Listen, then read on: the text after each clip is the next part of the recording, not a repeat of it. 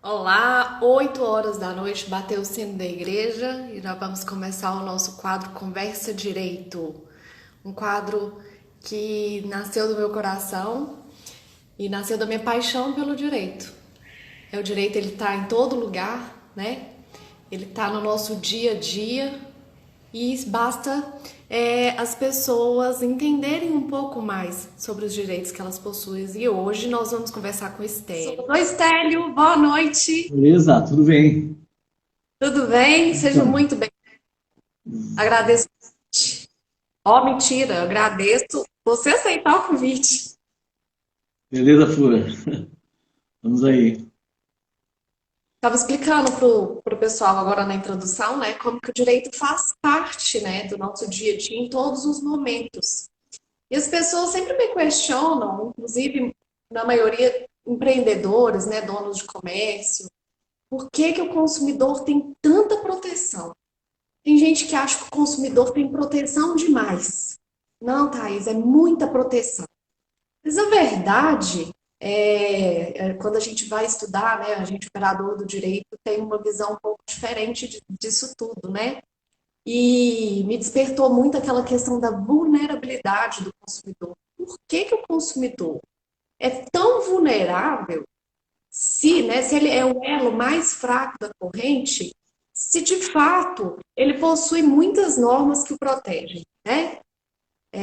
Eu achei super interessante que essa questão de enxergar o consumidor como o elo mais fraco aí da relação de consumo surgiu em 1985, mas em 1962 já se percebeu isso, depois da Revolução Industrial, né, da produção em massa, né, a diferença de como as coisas antes eram comercializadas, como é, o marketing era completamente diferente, a relação do consumidor com o fornecedor ela era completamente diferente. E eu fiquei me questionando como o nosso cérebro toma as decisões de consumo, porque hoje consumir é uma necessidade básica e vital, né? Para tudo que a gente pensar, a gente precisa de consumir, de roupa, medicamento, vestuário, tudo a gente consome, né, Estéreo? Tudo, tudo. Funciona isso na nossa cabeça. Então, falando aí sobre o que você pontuou anteriormente, né, que as pessoas acham que o consumidor ele tem muita proteção, né?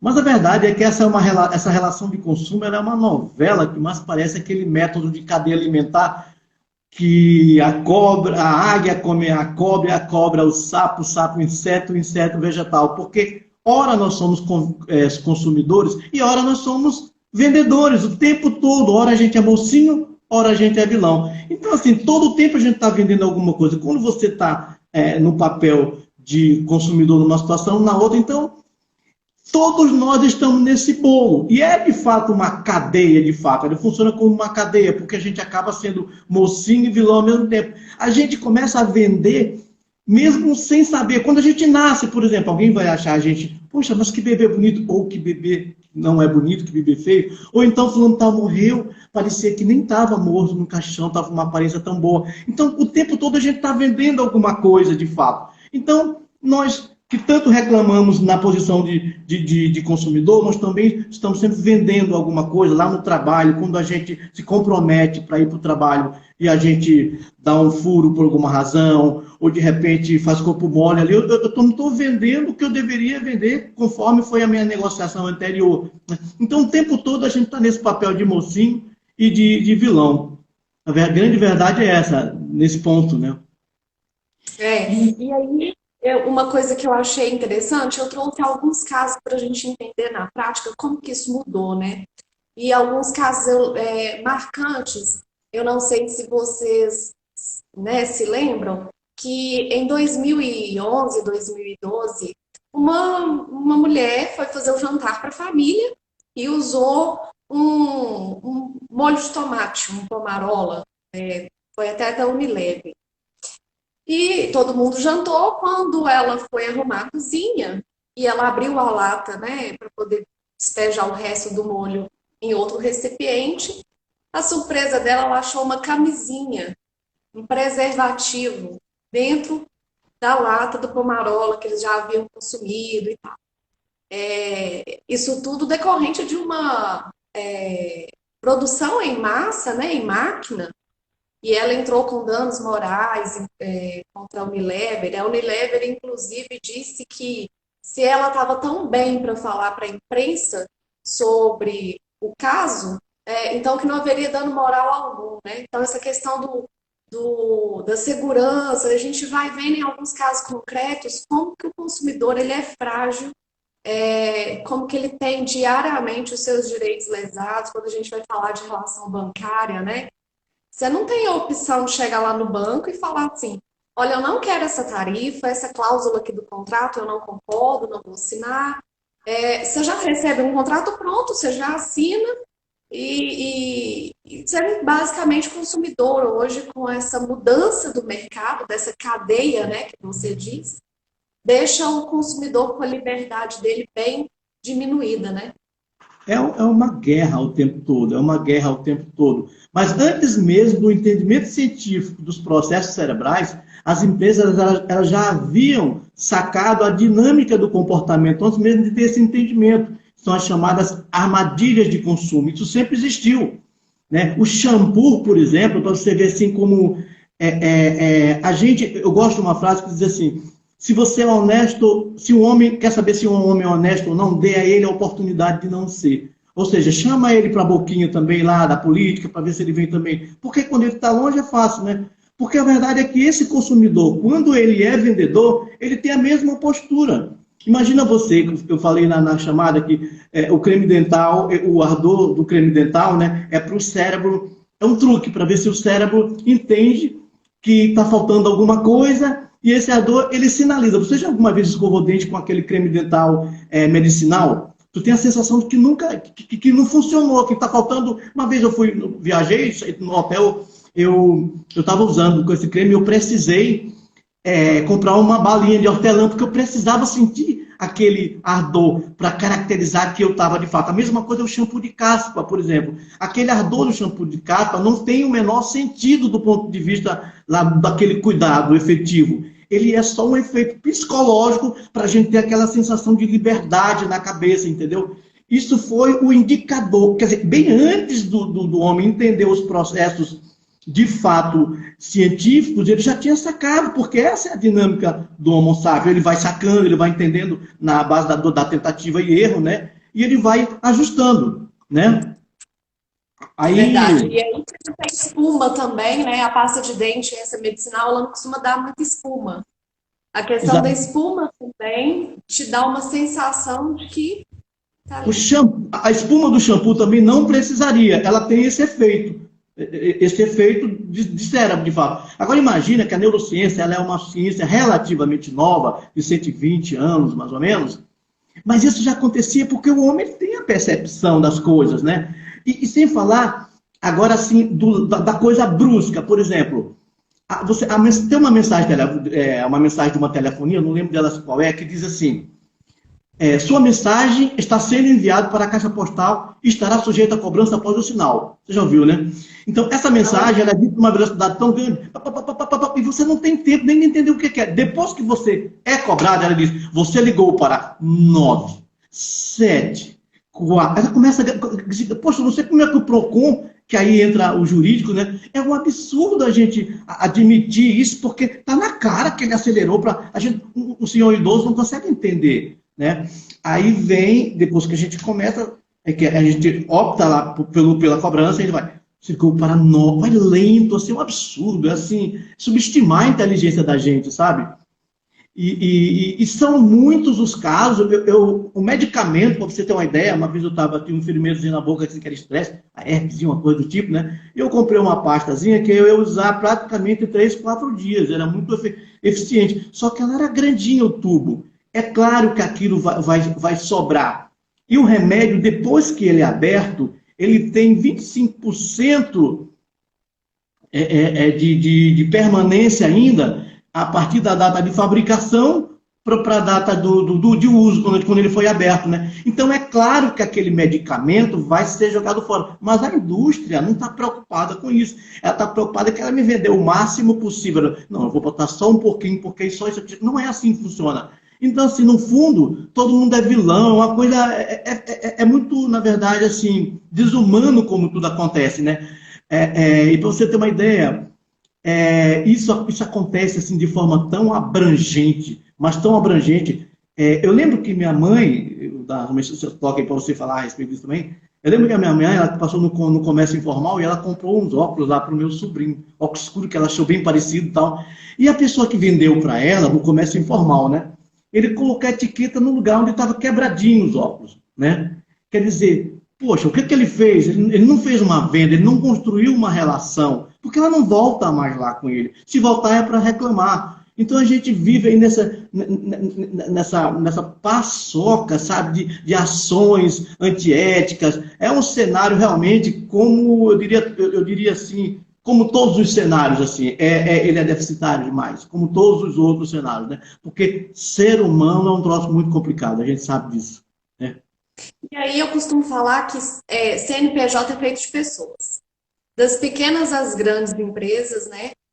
O CNPJ, ele não se faz sozinho. Existem pessoas direcionando as ações de marketing, né? Todo o processo, toda a engrenagem daquela empresa. E a necessidade da proteção do consumidor veio, inclusive, por uma questão de que, na maioria das vezes, essas empresas articulam tudo para que elas tenham vantagem e o consumidor fique em desvantagem. E eu fiquei pensando sobre isso, estudando, né, a doutrina e pensando sobre isso. Será que é da natureza humana, né, uma característica do nosso cérebro de sobrevivência, talvez, de querer tirar vantagem em tudo? Olha, assim, ética dá trabalho, você tem que abrir mão de determinadas coisas, né? Mas quando você pratica, você se sente bem com aquilo.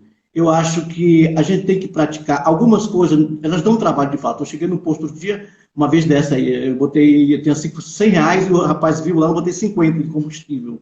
Eu me lembro disso aí, já tem uns 3 anos mais ou menos. E ele viu os 100 reais e botou o combustível de 50 e me devolveu mais 50, sem receber os 100 reais, né? E aí eu dei a volta e, ixi, eu não paguei o cara e ele ainda me deu o troco, botou 50 quando eu voltei. Ele ficou tão contente, mas aquilo me deu uma felicidade tão grande, um prazer tão grande. Então, a gente se sente bem quando a gente exercita isso, sabe? Eu acho que o que é certo, mesmo que ninguém esteja fazendo, e o errado é errado, mesmo que todo mundo esteja fazendo. Então você tem que adotar a sua postura. A gente tem esse cenário, eu diria até meio macabro do consumismo aí, dessa relação indústria e comércio, e consumidor, enfim. Mas eu acho que a gente tem que fazer a nossa parte. Eu decidi estar um exemplo que está na faixa de pedestre, não entrar na faixa de idosos. Então, assim, viver um cenário tão ruim, algumas coisas, não, eu vou fazer isso aqui mesmo que ninguém esteja fazendo, porque eu quero, porque eu não vou estar tomando como referência o que é ruim, né? Então eu não estou aqui querendo ser o são estéreo, mas eu adotei uma série de medidas que às vezes até dá trabalho, como eu falei, ética exige um esforçozinho, mas a gente se sente bem, faz bem. Então está faltando as pessoas experimentarem um pouco mais disso, um pouco mais dessa honestidade propriamente dita, né? Eu Dessa acho boa que fé. É uma coisa que as pessoas ficam assim, que tal de boa fé é essa, né? Porque é um dos pilares do direito do consumidor, é um dos pilares das relações jurídicas, que é o que a gente fala, agir de boa fé. Tudo isso que você deu de exemplo aí é exatamente a boa fé. E aí eu me lembrei aqui, Stélio, da questão da campanha publicitária, e hoje com a internet, né, assim, quem tem aí por volta dos 30 e poucos, como eu, vai se lembrar que antigamente as ofertas não eram assim, tão em larga escala, né? Não estavam na palma da nossa mão, como é hoje, né?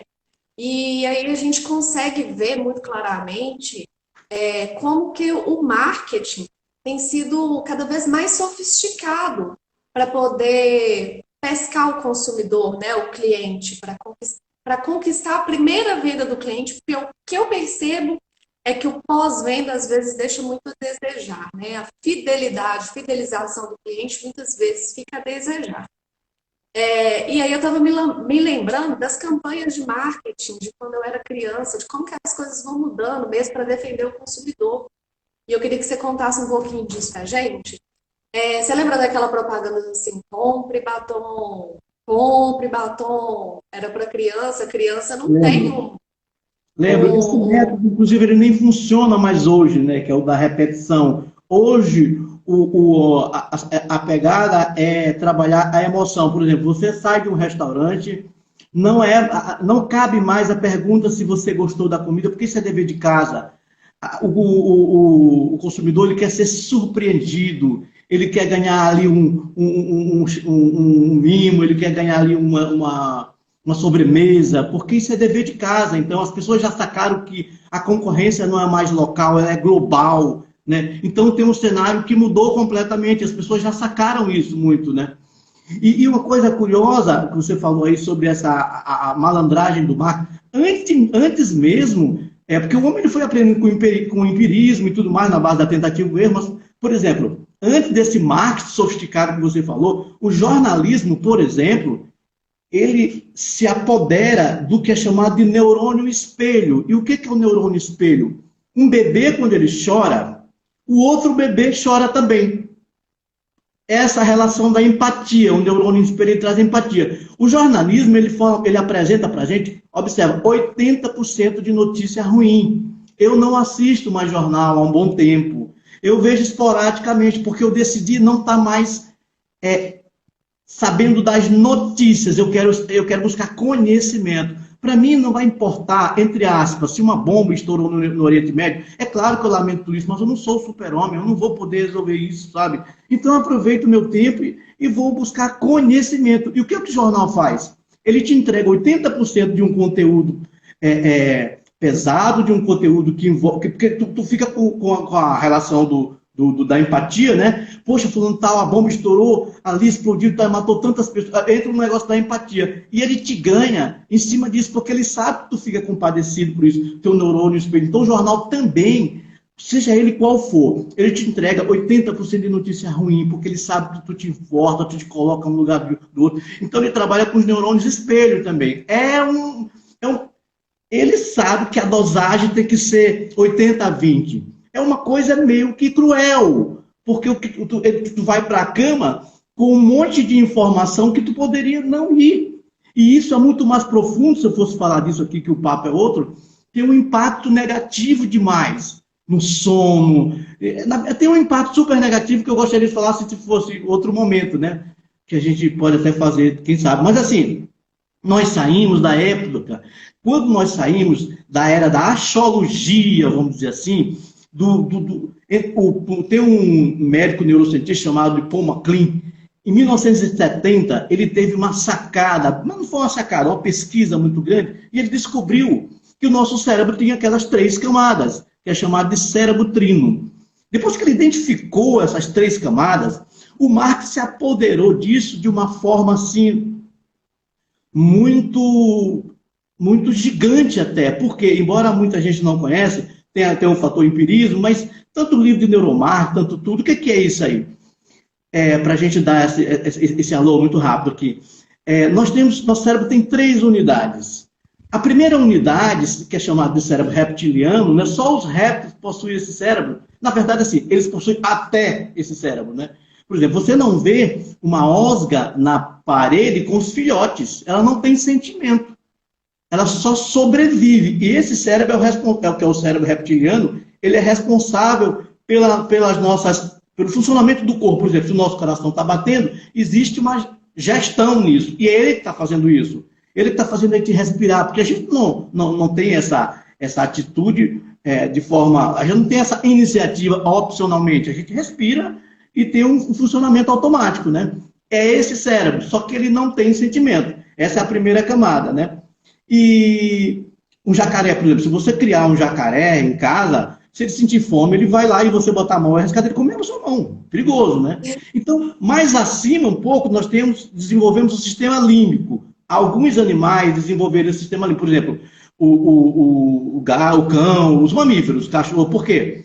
Porque já envolve o fator emoção. E esse sistema límbico, ele é a grande estrela do nosso cérebro. Por exemplo, você vê uma vaca, por exemplo, no meio da estrada, super vulnerável, a qualquer momento podendo ser morta por um veículo, né? Ela tem o primeiro cérebro, que é o sistema reptiliano, e ela tem esse do meio, que é o sistema límbico, mas ela não tem o terceiro, que só nós temos, que é o neocórtex, que é a capacidade de raciocínio. Por isso ela fica lá vulnerável, né? Quando o homem entendeu esse processo, quando ele entendeu, né, que foi essa descoberta do Paul MacLean em 1970, embora isso já tenha já houve um desdobramento muito mais intenso, ele começou a trabalhar em cima do sistema límbico. Então, eu vou virar para o sistema límbico, né? Quando eu fui comprar um carro uma vez dessa aí, o sujeito, enquanto eu estava comprando o veículo, né, conversando com a moça, ele pegou tudo que estava no meu veículo estacionado, pegou a chave, passou tudo para o novo veículo, e ele disse, esse veículo é teu agora, era um domingo. Né? Eu falei assim, pô, como você vai, amanhã que você acerta. Então ele mexeu puramente com o meu sistema límbico. Valores, eu já tinha visto mais ou menos como era. Hoje você sai com o carro, amanhã que você acertar aqui, hoje o carro é seu, já botou. Então, trabalhou diretamente com o sistema límbico. Então, o comércio ele já entendeu que esse é o ponto fraco. Né? A degustação no supermercado é isso. É para que você sinta, e ele trabalha com o sistema límbico, não com o racional. Né? Então, o cérebro ficou agora, quando saiu da axiologia, o homem ficou muito mais malandro, entre aspas, né? Malandro, entre aspas.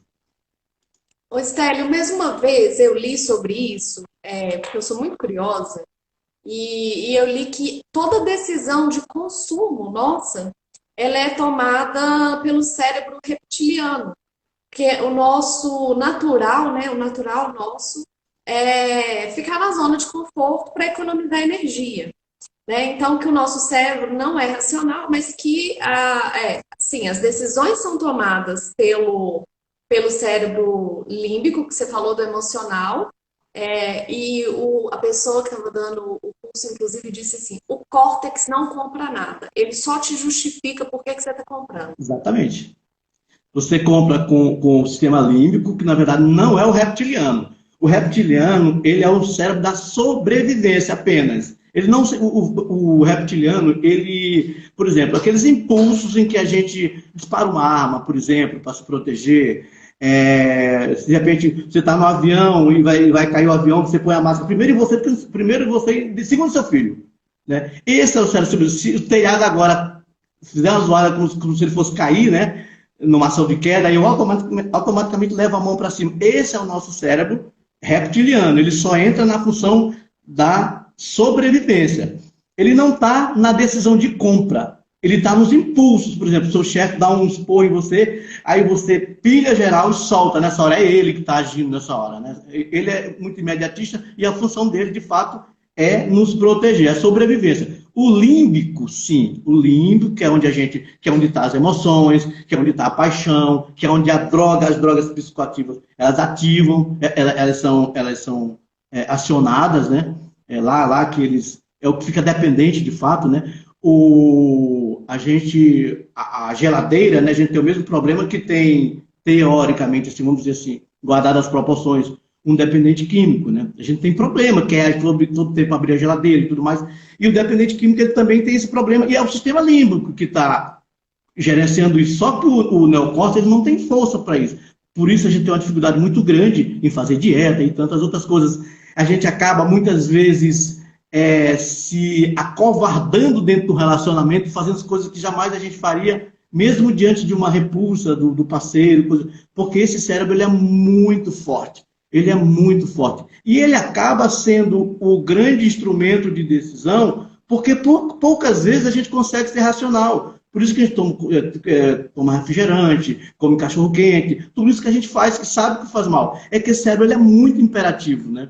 Toma sorvete, tudo isso faz muito mal. O cara com diabetes, ele quer fazer tudo isso porque é muito forte esse cérebro. Então é preciso ter um neocórtex, que é a parte da frente do raciocínio, né, muito forte para realmente confrontar esse cara. que ele é o bambambam do cérebro, esse cérebro do meio que é o sistema límbico, né?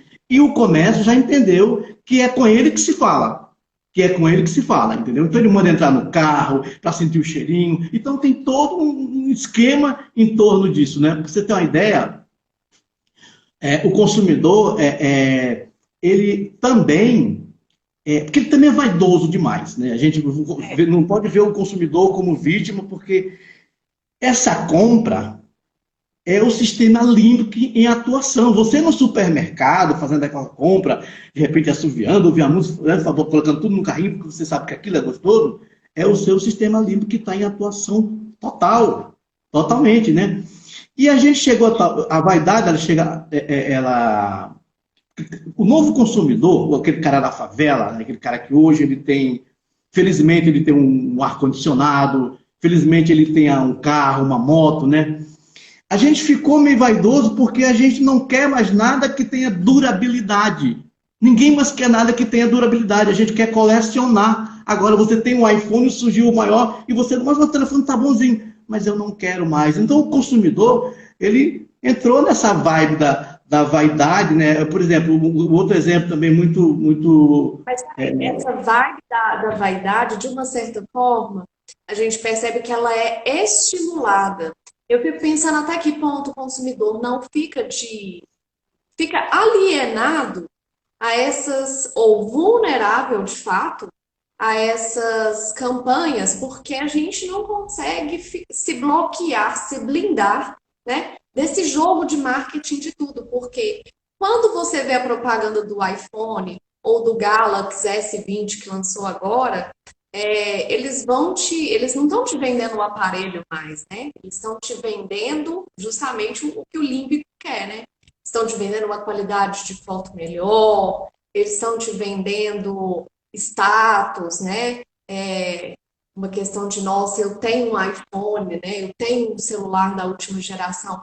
Isso vai criando, por exemplo, quando a questão de banco. Você tem a conta simples, a conta corrente, mas você pode ser o Master, o Gold, o Personalité. Então, quando você vê até isso nas propagandas, passa a mensagem de que se você for um Personalité, você é alguém melhor, você é alguém importante, né? Se você tem um iPhone, você conquistou um status na vida. Então, eu fico pensando como a campanha de marketing tira, de uma certa forma, a liberdade do consumidor, né, de escolher entre os produtos que ele quer, porque, na verdade, quando você vai lá comprar um iPhone X, eu não sei nem onde que está mais, a maioria das pessoas não sabe o que, de fato, aquele aparelho vai oferecer, né?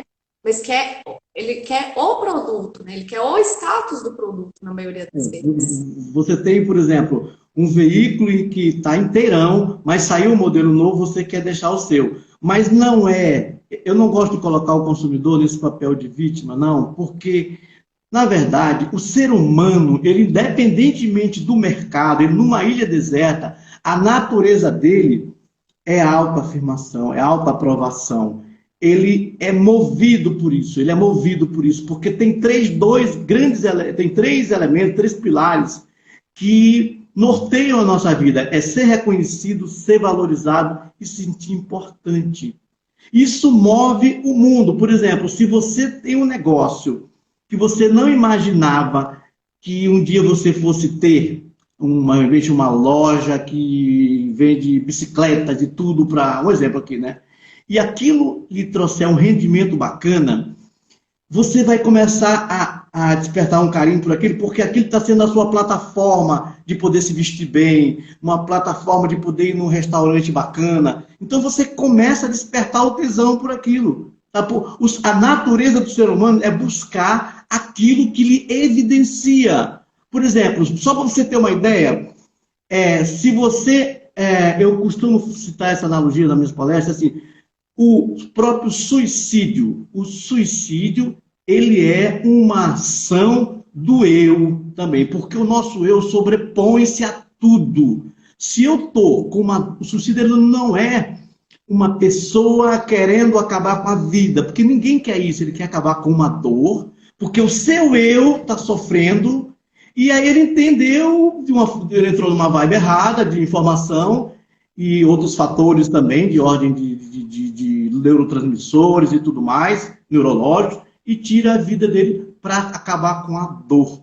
Ele pensa que está acabando com a dor. Mas por quê? Porque o eu dele é importante. Então o nosso eu está sempre acima de tudo, até no caso de um suicídio, o eu está buscando o conforto dele ali, por incrível que pareça. Se você tem filho? Você tem filhos? Não, Tá. Mas se você tem um chocolate em casa e você vai levar para sua esposa, você é casada, né? também Para sua não. mãe. Para sua mãe. Se você, sua mãe adora chocolate, ela adora chocolate, e você está com chocolate no trabalho. Quando você resolve comer, você atendeu a quem? Ao seu eu. E quando você resolve levar para ela, mais uma vez você atendeu o seu eu. Porque você não leva, você fica com a consciência ruim.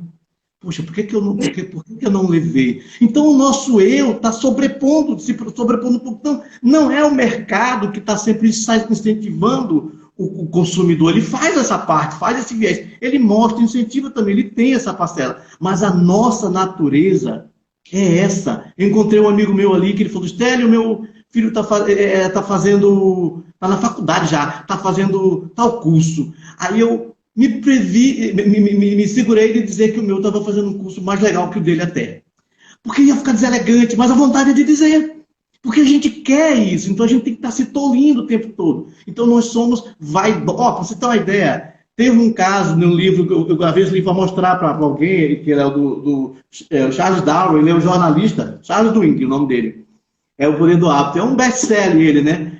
Ele conta uma história interessante que uma senhora, uma turista, né, a dona de uma loja, ela tinha uma peça que já estava encalhada. A peça não saía de jeito nenhum. E ela precisava sair, e ela deixou para funcionar, olha, entrega esse bilhete aqui para a gerente. E ela botou assim no bilhete que era para ela vender pela metade do preço. 1/2.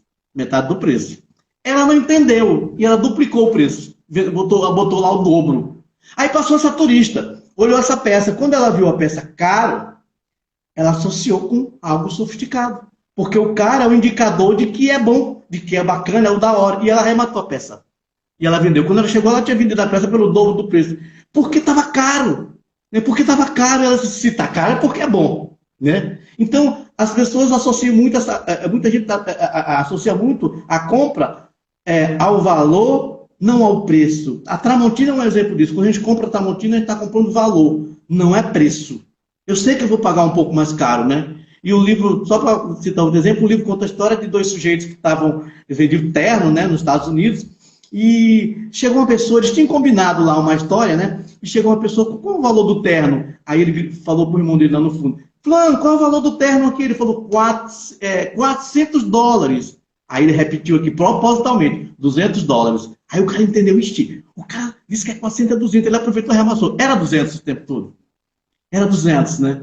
Só que quando ele anunciou de lá que era 400 e ele aqui falou que era 200, ele se apoderou daquilo e levou o terno que de fato era 200. Então o ser humano ele tem essa natureza mesmo. Então ele é o próprio vilão como está passando aqui.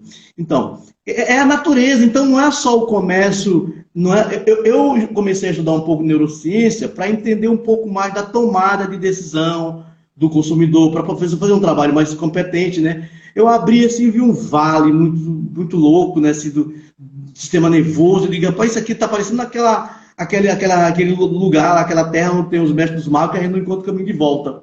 Porque a gente não quer mais sair desse universo, que ele é muito bacana, porque você vê o verdadeiro autoconhecimento, né? E quando eu fui ver a coisa brasileira, o Mark, ele não é tão vilão assim. O ser humano, já o tal do Me Engana que eu gosto, ele é meio assim. O ser humano é um troço muito complexo, né?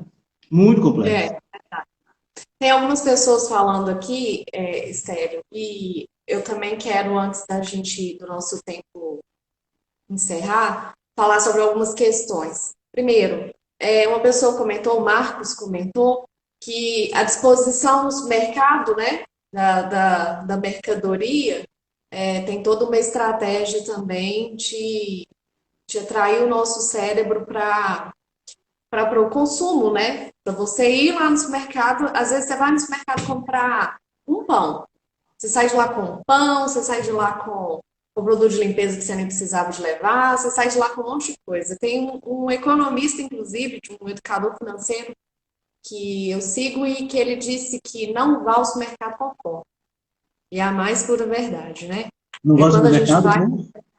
com fome, Ah, com- lá tem é toda um... uma ciência. A padaria fica no fundo para que você passe por todos os outros produtos. É, As gôndolas que tem produto para criança, ali as balinhas ficam no final, acessível. Então tem toda uma estratégia ali envolvendo o tempo todo para que as pessoas comprem. E é o que eu estou te falando, o consumidor ele acaba entrando nessa armadilha, mas quando ele é o comerciante, ele faz a mesma coisa, faz né? a mesma coisa. É É, a questão da engrenagem mesmo, né? Um funciona. Se o fornecedor, de uma certa forma, faz, é porque ele encontra uma receptividade dos consumidores, né? De certa forma. E aí vem o direito para regular e equilibrar essa relação, porque com certeza o fornecedor ele tem muito mais força, né? É ele que controla o mercado, ele que controla a qualidade do produto, a oferta, né? A disponibilidade do produto. Então, o direito ele vem justamente para poder restabelecer esse equilíbrio, né? mas tem que ter para as pessoas entenderem que existe, que a lei existe, o PROCON existe e tudo mais. Senão já não. Se o comércio, se ele sabendo que existem as leis, ele age como age, imagina se não existisse. Então tem que existir essa equação, ela tá bem feita. Eu acho que tem que ser muito mais atuante até, né? Um caso da telefonia que eu te falei, que diz tão rápido, tal. Por que o PROCON já deve ter visto isso? Poxa, alguém, por favor, faz alguma coisa, né? E, E e, sério, e, na verdade até faz. Mas olha como que a questão é tão visível que o consumidor de fato precisa de garantias e proteções, porque existem uma série de normas, agências reguladoras para proteger o consumidor. Existe o nosso Código de Defesa do Consumidor, para você ter ideia, é uma das leis mais bem elaboradas do mundo. Nós temos um Código de Defesa do Consumidor muito bom, muito bom. E aí, de uma certa forma, vem aquela outra questão assim, a pessoa não reclama, por exemplo, venda casada. Quem nunca passou por uma oferta de venda casada? Você vai comprar o celular, a pessoa fala, você tem que levar o chip. Se você não levar o chip, ou você vai comprar um computador e a pessoa já vem com a garantia estendida, com a garantia, tem todo um jeito de falar, de te convencer e faz aquela venda casada. Todo mundo sabe que venda casada é errada. Todo mundo sabe que juros abusivos é ilegal, mas acho que as empresas elas se arriscam, sabe? No sentido assim, a quantidade de gente que reclama é muito menor do que a quantidade de gente que aceita essa questão. E aí eu aproveito para te fazer uma pergunta. Como que fica no nosso cérebro? Como que o nosso cérebro reage a uma experiência ruim de consumo? pois é, eu acho assim que essa experiência ruim, a memória, ela é um instrumento de uma defesa do cérebro para o corpo, né? A gente tem uma experiência num determinado local que foi negativa e até dirigindo, se você cai no buraco, é incrível, você começa a decorar todos os buracos que tem nas ruas, dos mais variados bairros. Ele vai começar a guardar, por aqui não, né? Por isso que hoje a grande sacada é para que o cliente tenha uma boa experiência, porque vender o produto propriamente dito já não dá mais, porque ele quer viver uma experiência. Ele quer ter uma experiência bacana e as empresas já sacaram isso. Os donos de empresas, de empresa, estou falando já no mercado empregador, ele também já sacou isso, que ele está cuidando do colaborador dele. Então, assim, por causa dessa experiência, porque a gente não gosta, o cérebro ele armazena o que há de ruim. É por isso que ele existe. Se não existisse a memória como referência do que foi ruim, né, nós realmente não sobreviveríamos. Né? Essa experiência ruim é é o comerciante antigo com o modelo já que já se decompôs, empoeirado, que acha que vai fazer uma venda e que aquela venda vai servir para a vida toda, como se não tivesse que renovar, como se não tivesse que, né, fazer esse cliente se tornar um grande... a diferença de fazer venda para fazer marketing, eu chego numa loja e compro com alguém que me dá muita atenção, mas muita atenção, que me liga para saber se o produto está legal. Da próxima vez, além de eu querer essa loja, eu espero, cadê fulano e tal? Eu crio uma relação com ele, né? Então, é isso que cada vez mais as pessoas já entenderam. Então, esse cara que faz a experiência ruim, o consumidor está muito mais exigente, ele está ligado, como eu falei, na favela, hoje, felizmente, já tem um ar-condicionado, já tem tudo. Ele já começou tem shopping para todo lado, né? Ele já experienciou o que é bom e não está mais sobrando espaço. Esse cara não vai mais ter espaço. Eu digo sempre que o que nos trouxe até aqui não vai nos levar daqui para frente, porque tudo mudou. Não é o fim do mundo, é o fim de um mundo, né? Então, esse cara está perdendo tempo e eu acho que ele é cada vez menor no cenário, ele é cada vez menor. Eu vejo ele cada vez mais restrito, as pessoas estão entendendo já como funciona a coisa, né? Tem muita comodidade, né? Hoje a gente tem acesso a tudo, a gente não tinha bicicleta quando era difícil ter tudo, hoje toda criança tem tudo, porque todo mundo tem acesso, né? O comerciante ele já entendeu que a palavra conforto é uma palavra já democratizada, de fato, né? Depois que você deu um toque aí, tem alguém que falou assim, fala do consumo na pandemia. Eu vi alguém falando aí. Foi. E eu queria dar um toque, se você tem alguma coisa para falar aí, eu queria dar um toque a respeito disso. Não, pode falar. Mas antes de você falar, eu vou falar que aqui, engraçado, só desculpa. As pessoas ficaram muito receosas, né? E tem muito comerciante reclamando, mas é tão interessante, porque enquanto a gente estava no isolamento social mesmo, que a recomendação era ficar em casa, não sair e tal, aqui em Itaúna tem uma loja de R$ 10, o estéreo, mas era o trem mais impressionante. O comércio estava com horário de funcionamento restrito. Então, se você fosse ao supermercado, passasse pela loja, tinha uma fila quilométrica, mas era muito grande a fila. E aquilo acabou gerando um marketing pro dono da loja, porque tinha gente que entrava na fila para descobrir o que tinha dentro da loja que fazia as pessoas ficarem na fila.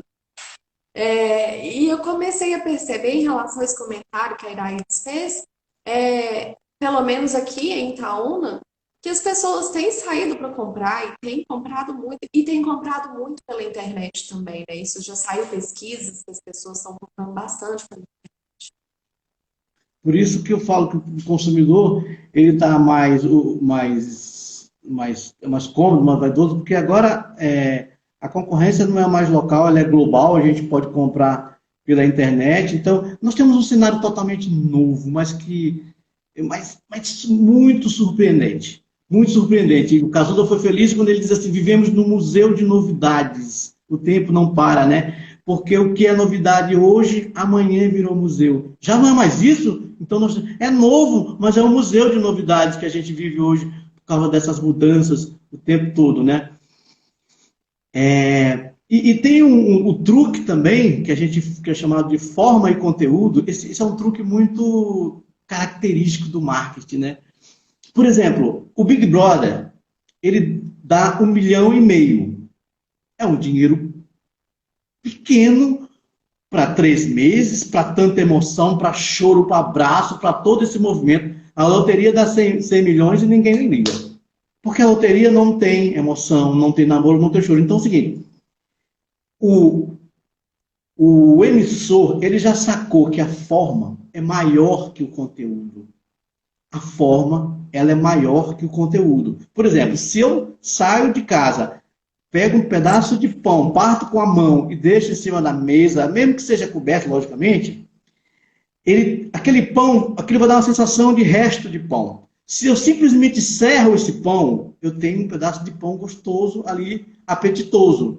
Porque a forma, ela destrói o conteúdo quando ele não é bom. Então é o seguinte, O Big Brother dá um prêmio pequeno, mas ele põe forma, põe jogos, põe tudo.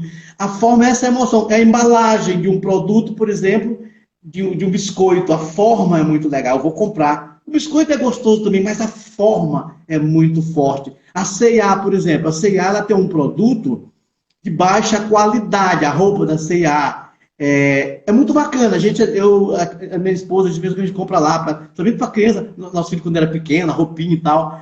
Mas tem design. Tem a Gisele Bündchen lá na frente. Tem musicoterapia, tem marketing sensorial. Tu fica empolgado lá dentro. Então, tudo isso é um jogo do marketing para dar forma ao conteúdo que é fraco. O conteúdo é fraco. Então, a forma ela é maior que o conteúdo. Né? E as empresas já sacaram isso. E elas dão forma. Por exemplo, quando eu faço uma apresentação do meu material, uma campanha, ela vai tão bonita a apresentação que ela se sobressai, e depois ele vai entender bem como é a campanha, mas eu já ganhei ele ali. Né? Então, o mercado também já sacou essa diferença entre a forma e conteúdo. Quanto isso, o Huck, por exemplo, o Luciano Huck, ele dá uma casa, e ele está aí, estava sendo cotado aí para ser presidente e tanto mais, porque ele é um cara solidário, tá bom, mas ele faz uma maquiagem numa casa, é forma. Ele não constrói uma casa, mas tem um efeito, tem um impacto tão grande quanto uma casa. O carro também, quando ele reforma, ele gasta muito menos dinheiro do que comprar um carro novo. Mas é que tem um impacto muito maior. A forma é maior do que o conteúdo. E o que a gente tem que fazer, que eu até aconselho sempre quando eu trabalho com algumas empresas? Vamos juntar forma e conteúdo. Vamos juntar os dois, que aí é imbatível, né? Mas é que as pessoas se preocupam muito com a forma. Empresas como a Tramontina, como a 3M, eles trabalham forma e conteúdo junto. Aí, forma e conteúdo, os dois juntos. Né? E também é um dos truques que tem no mercado, a forma e conteúdo. Né? E você falou na chamada uma coisa que é bem verdade, que eu vivo falando aqui para os meus seguidores e postando sobre isso, que conhecimento é poder, né? O consumidor, o direito do consumidor, a gente falou de tantas coisas, né? De tantas situações em que o consumidor tem os seus direitos lesados ou prejudicados, e o que eu meio que tomo como, meio não, eu tomo como uma missão, na verdade, que é da gente não silenciar, né? O direito do consumidor, ele tem força constitucional. Embora tenha um código, né, uma lei separada, ele tem força constitucional, ele é uma garantia fundamental, ele não pode, inclusive, ser alterado para tirar direitos ou diminuir direitos, nem por emenda constitucional. Então, o consumidor, ele tem, além da liberdade de escolha, né, ele tem um aparato de leis que os protege dessas, talvez dos abusos de marketing, abusos de contratos, abusos de publicidade de produtos que têm uma forma bonita e uma qualidade ruim. Existe todo um código que tem uma força muito grande e que precisa ser conhecido e precisa ser reclamado. Lembrando que o consumidor não tem razão sempre, né? A gente, no meio da conversa aqui, foi falando eu sempre falo, o consumidor não tem sempre razão, mas ele precisa ter conhecimento. E acho mais, eu defendo que o empresário, o fornecedor, né, o detentor ali da mão de obra, do serviço, do produto, ele precisa conhecer cada vez mais esse direito do consumidor, até para cativar, para fidelizar esse consumidor, porque ninguém fica com quem não gosta, né, Estélio? E uma experiência ruim, ela fica gravada no nosso inconsciente. Da mesma forma que uma emoção muito boa fica no nosso inconsciente. É isso, mas assim, eu também quero ressaltar que a coisa não é tão sinistra assim também. Tem o lado bom, tem muita empresa bacana fazendo boas entregas, que se preocupa com o bem-estar do cliente, que gosta de fazer bem feito. A gente sabe que é uma camada menor, mas tem gente que tem esse cuidado Eu vi uma vez, tem escrito na lápide de Mário Quintana uma frase assim: eu não estou aqui. Tem escrito lá. Essa frase, ele quer dizer que ele está em cada abraço que ele deixou, em cada saudade, em cada benfeitoria. Então tem muita gente bacana nesse universo, dessa coisa da compra e venda. Tem muita gente fazendo bem feito, sim, senhor.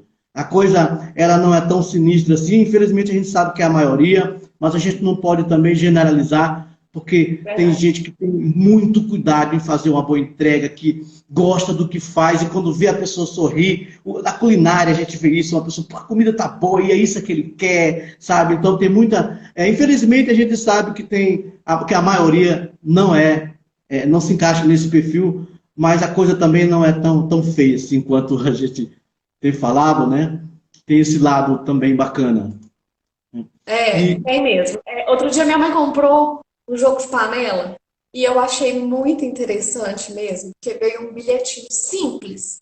Eu acho tão bonito quando o empreendedor, quando o empresário decide inovar com simplicidade. Tem um bilhete impresso de impressora, uma folha 4, é, escrito assim: não reclame, não abra uma reclamação. Estamos prontos para te ajudar. Se tiver algum problema, aqui tem um contato do WhatsApp. E era uma coisa assim, bem simples, mas quando você recebe aquele produto que você comprou pela internet e vem um bilhetinho desse, já meio que desarma o consumidor a fazer qualquer tipo de reclamação mais agressiva, né? Assim, Totalmente. naturalmente, quando eu sinto que meu direito foi lesado, eu fico brava, né? É. E aí, quando você vê essa preocupação, porque, de fato, defeitos podem acontecer, né? Problemas podem acontecer, afinal de contas, como eu disse no princípio, o CNPJ é feito de CPF, né? As empresas são feitas de pessoas. Então, a gente sabe que o ser humano é falho. O maquinário é falho também, né? Das empresas. Tem muita, na verdade, tem muita coisa ainda a ser melhorada, mas que esses exemplos de bons fornecedores, né, de boas empresas e de consumidores também que tenham boa fé, que não se utilizem dessas regras de proteção, né, desse código de proteção para poder tirar vantagem contra essas empresas. É isso que a gente tem que buscar, né? É isso que a gente tem que buscar propagar, é isso que a gente tem que lutar para que seja um mercado melhor, uma relação de fato, como o código diz, né? Equilibrada, harmoniosa e pautada na boa fé, né? Cada vez que a gente pratica o bem, é um exercício tão bacana que a gente começa a acostumar com aquilo e no início tem um pouco mais de dificuldade. Por exemplo, eu costumo falar que esses hábitos para a gente se tornar um bom fornecedor, ele começa em casa quando a gente, por exemplo, entende que se eu tomei a última água do litro, eu tenho que colocar para repor, mas eu não quero repor. Se eu usei o último papel higiênico, tudo bem, já usei papel higiênico. Tem que pôr no lugar, porque outra pessoa vai usar. E tu viste que acabou. Então, vamos parar do egoísmo. Arruma a cama. Se tu começar a forma de gelo, você tirou. Tem 2 gelinhos, enche a forma e põe de volta. Então, quando a gente começa a se ajustar, não adianta a gente querer derrubar lá o Golias se a gente não viu os pormenores. A gente tem que se fortalecer nessas coisas pequenas, para poder encontrar as grandes e dizer, não vou ter dificuldade em fazer, porque eu já exercito isso aqui, já desenvolvi esse meu eu mais resiliente, mais ético, mais de boa conduta, né? Então, eu acho que o ser humano, para ele ser um bom fornecedor, ele tem que primeiro ser um bom ser humano. Ele tem que ser um bom ser humano. Acho que esse é o princípio. E eu disse assim para minha esposa, assim, a repulsão gera atração. E o que é isso? É a carteira de cigarro, que a gente vê aquele troço lá, do câncer, que o cara fumou e é feio. Eu digo, nossa senhora, isso aqui é muito feio, que uma repulsa. E por isso eu não vou fumar. Então a repulsão me atraiu para o bem. Me atraiu para o bem. Então, quando a gente vê todo mundo fazendo errado, a gente tem que dizer também, poxa, é por isso que eu não vou fazer. Eu vou fazer. E começa a fazer. Começa a fazer para tu ficar feliz, para tu te olhar no espelho e dizer assim, ficar feliz de verdade, sentir a dopamina em ti, saber que eu fiz o bem, assim, não tem coisa mais gostosa do que a gente falar, ó, você me deu tanto dinheiro a mais. É uma gostosura muito grande, entendeu? É muito bom. E a pessoa fica tão contente. É muito leve, é muito gostoso. Isso traz um benefício muito grande para a gente, né? Então, eu acho que são essas doutrinas que a gente tem que se cobrar, se proibir, se olhar no espelho, acertar as contas e dizer, eu vou ser melhor, porque assim você se torna tanto um consumidor melhor como um comerciante também mais sensato, né? Mais equilibrado em todas as suas ações, etc. Eu, eu disse para que o rapaz da dopamina, eu quis falar para ele, do que ele falou na alimentação durante a pandemia, né? Alguém falou e fala, né? E tem uma coisa que eu acho interessante falar, porque a gente come muito durante a gente está buscando sempre a dopamina, né? Um elogio, ele gera dopamina. Acontece alguma coisa dentro de mim quando alguém me elogia. Esse alguma coisa é uma corrente elétrica chamada dopamina que me deixa feliz, né? Então, assim, a gente está sempre buscando. Quando a gente não encontra isso, quando a gente está confinado, a gente quer buscar essa dopamina comendo. Porque é gostoso o chocolate, porque é gostoso o suco, porque é gostoso o pão. Eu não estou tendo ela nas relações do meu meio. Então, comendo. Porque eu vou comer o creme, eu vou comer o doce, a gente quer dopamina o tempo todo, né? Por isso que a gente tem que fazer as coisas tão éticas, porque autoestima não é de dentro para fora. De vez em quando eu vejo uma frasezinha feliz, disfarçada de correta, mas que ela é errada. Por exemplo, autoestima é algo que vem de fora para dentro, é até chamado de heteroestima. Por exemplo, o que vai me mover é um elogio que eu vou receber, mas eu que tenho que provocar esse elogio. Mas se eu não receber, eu murcho daqui. Né? Então, quando a gente faz as coisas corretas, as pessoas reconhecem, a gente começa a ficar a se envolver mais com aquilo. Eu vou para a academia, lá tu tá salado, cara. Então, aí eu quero ir para a academia. Então, quando a gente começa a fazer as coisas corretamente, o que acontece? A gente começa a ser reconhecido. E reconhecimento é tudo que a gente busca. E a gente acaba se tornando um ser humano mais dentro do figurino, mais como manda, de fato, as regras, né? Enfim, bom senso e tudo. Essa conjuntura aí. O equilíbrio, né, Estéreo? Eu quero te agradecer pelas palavras, né? Nosso tempo já encerrou. Agradecer por essa oportunidade de a gente misturar o direito com a neurociência, com o marketing, com a persuasão, né? Falar sobre a vida, porque afinal o direito é isso, né? O direito não está ali frio, isolado, inacessível, né? Não são só leis postas num papel, né?